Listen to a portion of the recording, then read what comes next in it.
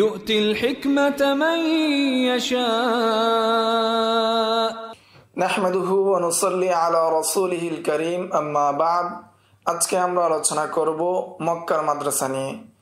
এই মক্কার মাদ্রাসার ইমাম হলেন হিবরুল উম্মাহ, কোরআনের ভাষ্যকার, রাসূল সাল্লাল্লাহু আলাইহি ওয়াসাল্লামের চাচাতো ভাই বা চাচার ছেলে আব্দুল্লাহ ইবনে আব্বাস রাদিয়াল্লাহু তাআলা আনহুমা। তিনি তয়েফ শহরে ৬৮ হিজরিতে ইন্তেকাল করেন। আলী ইবনুল মাদানী ওনার ওফাত ২৩৪ হিজরিতে।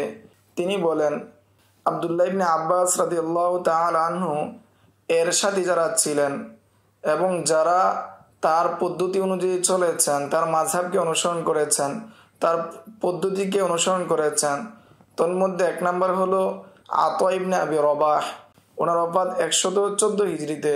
নাম্বার ২ ইকরামা আবু আবদুল্লাহ আল বারিরি, ওনার ওফাত ১০৪ হিজরিতে। নাম্বার ৩ তাউস ইবনে কাইসান, ওনার ওফাত ১০৬ হিজরিতে। নাম্বার ৪ মুজাহিদ ইবনে জাবর, ওনার ওফাত ১০০ হিজরির পরে। নাম্বার ৫ আবু শাআসা জাবির বিন যায়েদ, ওনার ওফাত ৯৩ হিজরিতে। নাম্বার ৬ সাঈদ বিন জুবায়ের, হাজ্জাজ বিন ইউসুফ ৯৫ হিজরিতে ইন্তেকাল করেন এবং তিনি ছিলেন আব্দুল্লাহ ইবনে আব্বাসের যারা সাথী, তাদের মধ্যে অধিক হাদিস সম্পর্কে জ্ঞান রাখনেওয়ালা, হাদিস সম্পর্কে জ্ঞানী ছিলেন এবং তার মাযহাব সম্পর্কে অধিক জ্ঞানী ছিলেন এবং তাকওয়া অবলম্বনের ক্ষেত্রে সুদৃঢ় ছিলেন।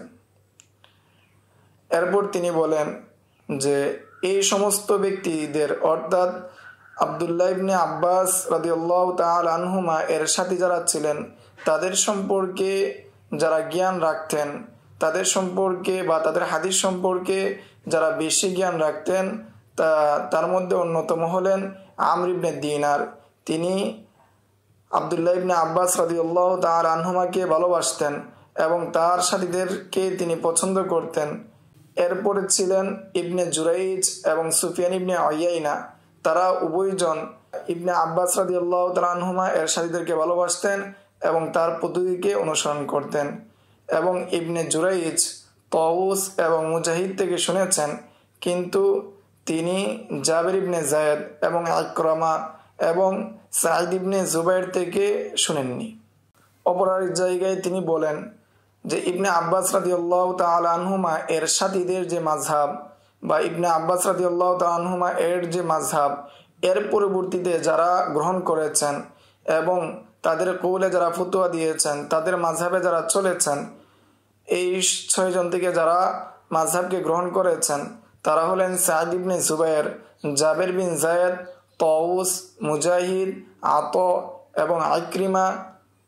এবং তাদের মধ্যে তাদের মাযহাব সম্পর্কে, তাদের পদ্ধতি সম্পর্কে, হাদিস সম্পর্কে অধিক জ্ঞাত ছিলেন আমর ইবনে দিনার এবং তিনি সবার সাথে সাক্ষাৎ করেছেন। অর্থাৎ আব্দুল্লাহ ইবনে আব্বাস রাদিয়াল্লাহু তাআলা আনহুমা এর যে সাথীরা রয়েছে তাদের সবার সাথে সাক্ষাৎ করেছেন। এবং ইবনে আবি নাজিহ এবং আব্দুল্লাহ বিন ইয়াসার আল মাক্কি, ওনার ওফাত ১৩১ হিজরিতে।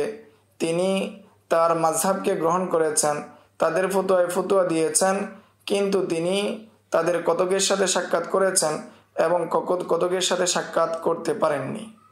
এবং এই সমস্ত ব্যক্তিদের মাযহাব সম্পর্কে, পদ্ধতি সম্পর্কে অধিক জ্ঞাত ছিলেন ইবনে জুরাইজ এবং সুফিয়ান ইবনে উয়াইনা। এই ছিল মক্কার মাদ্রাসা সম্পর্কে সংক্ষিপ্ত আলোচনা। আসসালামু আলাইকুম ওয়া রাহমাতুল্লাহ। ومن يؤت الحكمة فقد أوتي خيرا كثيرا وما يذكر إلا أولو الألباب